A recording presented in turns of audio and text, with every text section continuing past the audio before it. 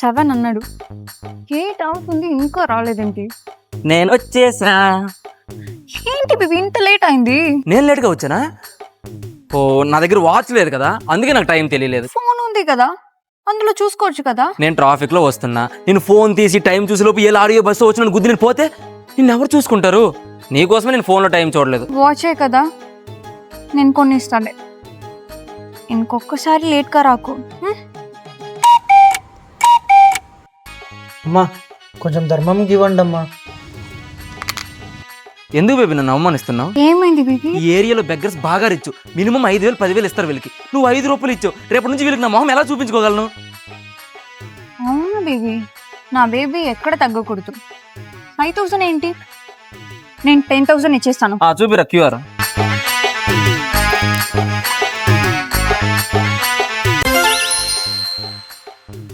ఏమైంది బేబీ అలా ఉన్నావు? రోజు నీకోసం బండి మీద తిరిగి తిరిగి వడదెబ్బ తగిలి జ్వరం వచ్చింది బేబీ. మరి కార్లో రావచ్చు కదా. మేము ఇలా ఉన్నోళ్ళం కాదు బేబీ. అయినా ఇప్పటికిప్పుడు నా కారు కొనేవాళ్ళని ఏ ఉత్తమ మహిళ కనిపిస్తుంది చెప్పు? నాకు కనిపిస్తుంది బేబీ, ఆ ఉత్తమమైన మహిళ నేనే.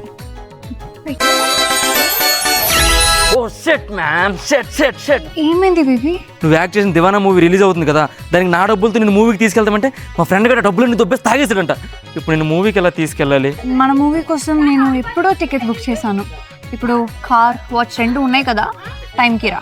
నా బేబీ మూవీ దివానా June 19th థియేటర్లో రిలీజ్ అవుతుంది. అందరూ థియేటర్లో చూడండి. Thank you.